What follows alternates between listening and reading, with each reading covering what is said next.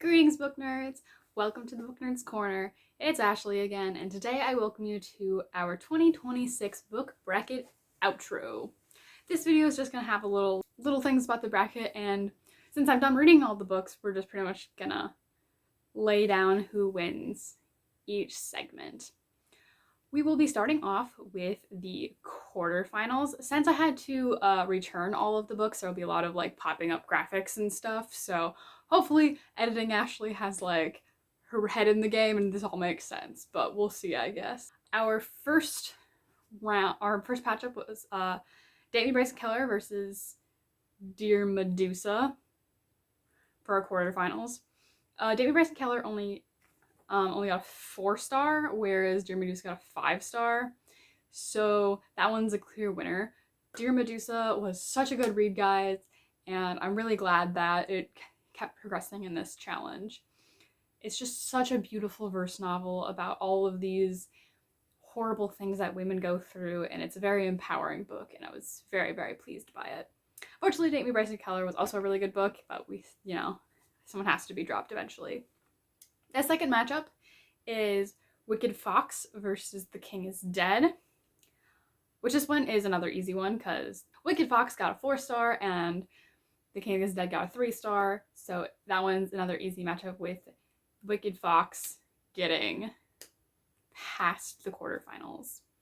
Our third matchup on the other corner here is Lost in the Neverwoods versus The Other Side of the Sky, which is another 5-star v 3-star matchup. Super obvious answer. Lost in the Neverwoods moves on. Aiden Thomas never misses, and I'm so glad that this book ended up being a 5-star too.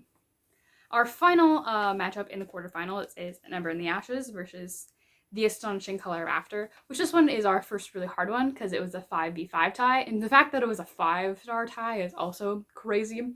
The Astonishing Color of After already beat a 5-star, and to get through the quarterfinals it has to be another 5-star, but that's indeed what it did. Very impressive on its part. We have a pretty loaded quarterfinals. Dear Medusa, Wicked Fox, Lost in the Neverwoods, and The Astonishing Color of After. 3 5-stars, 1 4-star, so one of them is obviously going to drop here pretty fast, but great results nonetheless.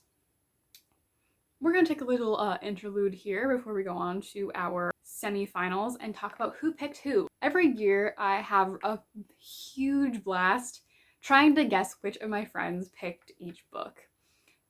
It's really funny because like my first gut instinct is always so much closer than like what happens after like I get the bracket. Because obviously books that are paired up against each other can't be by the same person.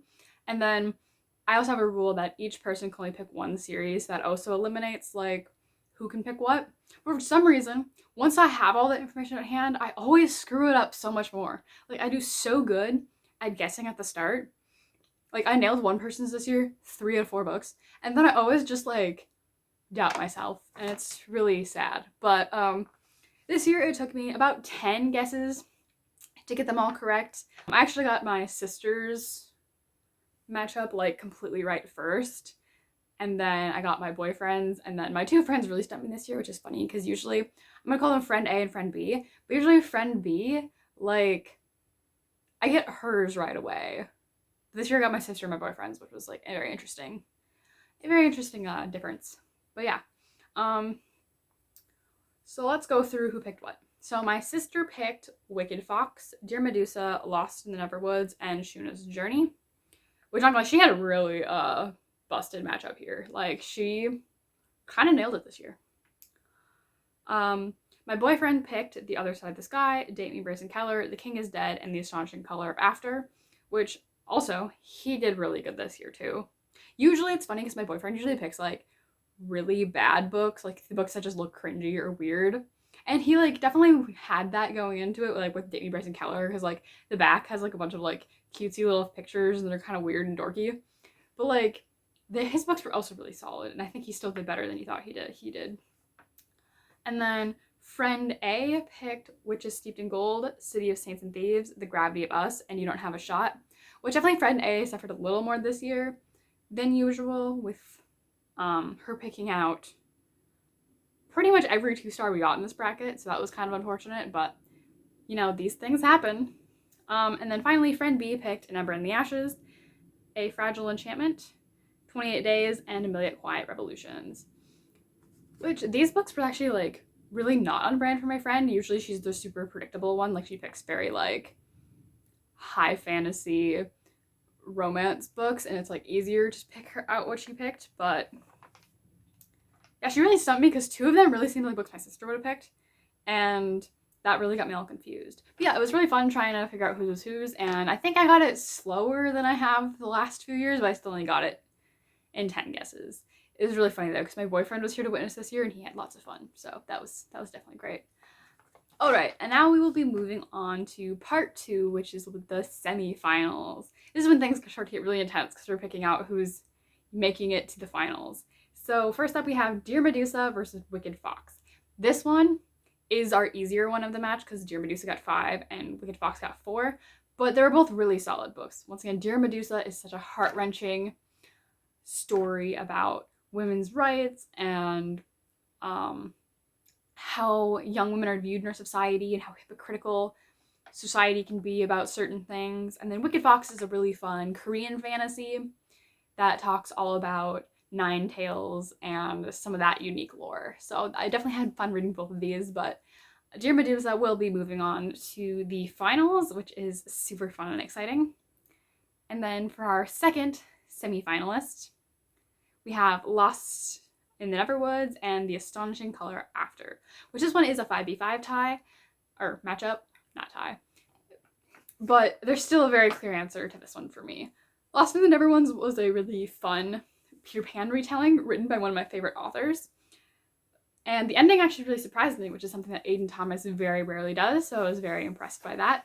And then The Astonishing Color After is a beautiful depiction of grief and trying to, like, life after losing someone to suicide and the horrors of depression and how it can affect people. And it was really just a beautiful book.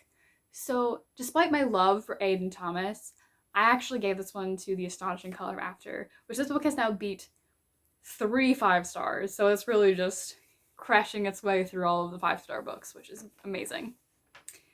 And then before I announce the winner of this year's book bracket, I want to talk a little bit about the past winners. I've only been doing this for 2 years, which is, I mean, the fact that I'm on my 3rd year is pretty impressive.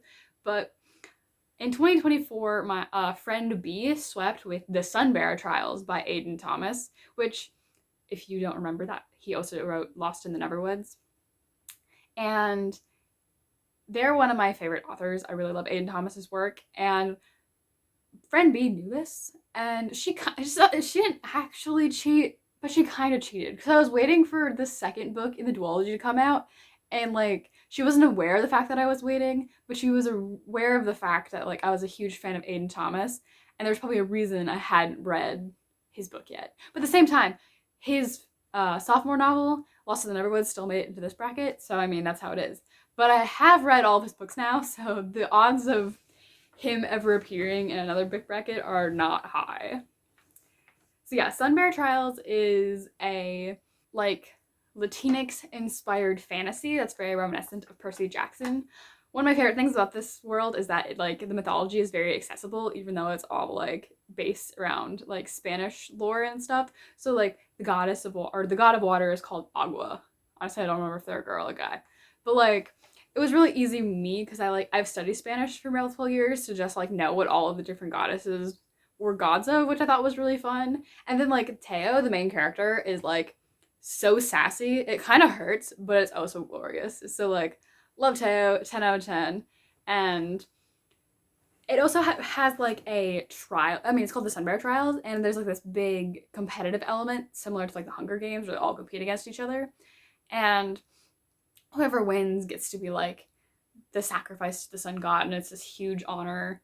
And then there's also, like, these other winners who get to become, like, the next level of, like, elite demigods in the world. And it's really fun, but yeah, definitely, like, kind of a great stepping stone. Like, if you were a lover of Percy Jackson in middle grade or middle school, you would love the Sunbearer Trials. And if you're also a fan of trans protagonists or LGBTQIA+ themes or Latinx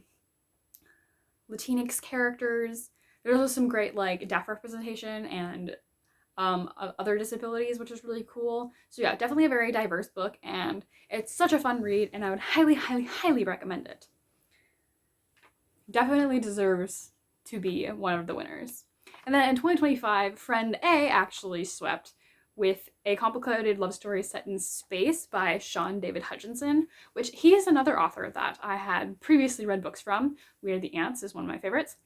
But she had no idea. Like, she just picked that book just cause. And it was really funny because my sister picked a book by him in the 2024 bracket, so I was so confused who picked it. But anyway, it ended up being my Friend A, and this one is really fun. Pretty much 2 kids wake up in space with no memory of how they got there, with like this instruction on their screen that the ship is going to self-implode in like a certain amount of time if they don't fix something. And they're like, bro, we don't know how we got here. We don't know how to fix the ship. We're all gonna die if we don't. So, And then when they're going to fix the ship, they end up finding this girl like locked in a closet, and the 3 of them have to figure out how to like fix the ship together. And then they're kind of just like, why are we here?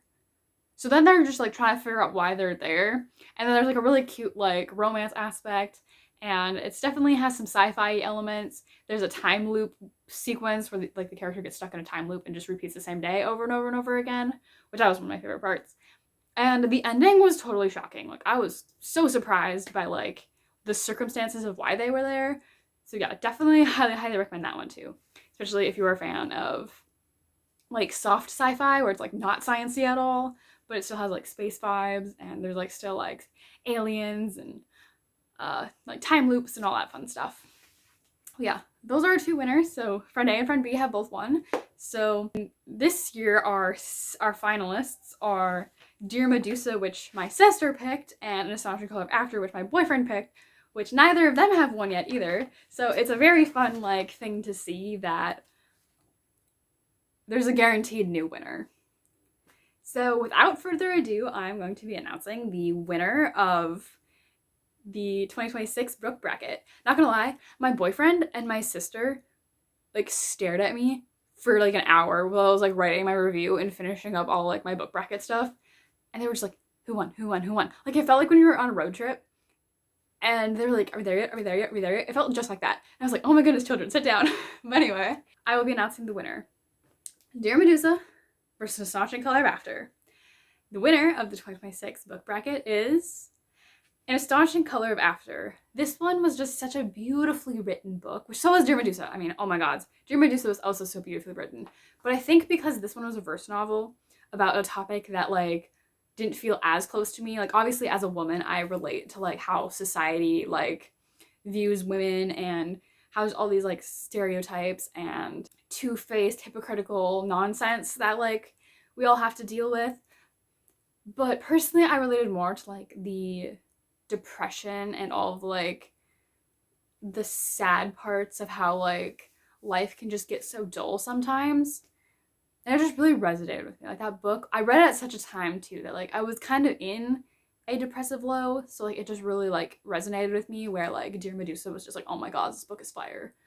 But yeah, both really good books, both would highly recommend them. But An Astonishing Color of After is the one that will be joining the past winners, which means my boyfriend gets to join the winner's circle this year and holds the bracket winner privilege for 2026. Before we go, I just think it's really neat that we still have a 1-to-1-to-1-0 ratio in our first 3 years. So there still hasn't been someone who's won twice, which I think is really fun because I think it keeps like everyone more engaged right now if like there isn't one person who's super ahead, because I feel like if you just lost like 6 years in a row, it'd be really sad. But fingers crossed my sister doesn't lose again next year, or like the next 3 years, because like, not gonna lie, if we start having 2-time winners and my sister hasn't won yet, like, she picked out my books for me my entire childhood, and like her recommendations are always spot on, and it's been so sad that her books performed so poorly in the first and second year, but this year she got bangers and still didn't quite pull through. So we'll have to see what happens next year. Literally, she picked 3 of the 4 quarterfinalists, and she still lost. Like, ugh. But we'll have to see what happens. I'm definitely interested to see if this like 1:1 ratio keeps going, or if we're finally gonna have someone who pops over into the 2.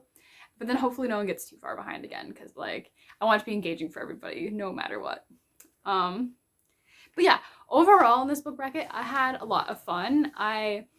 There's only a couple times where I was like, oh my goodness, this needs to end. I did kind of have a like renewal scare, because like for some reason my library like double renewed my books. So rather than having them for like 9 weeks, I can only have them for 6 weeks, which I mean, I know I could have returned them, but like I really wanted to get them done before that. So I really just plowed through for 6 weeks straight, which I think was a fine decision.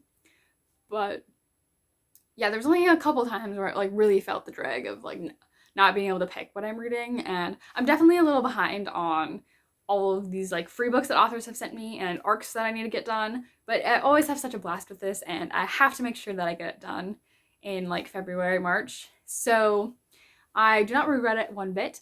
Honestly, the quality of books this year was a lot higher. I believe I got 5 stars, which is pretty great for 16 books. I mean, 5 out of 16 isn't bad for 5 stars.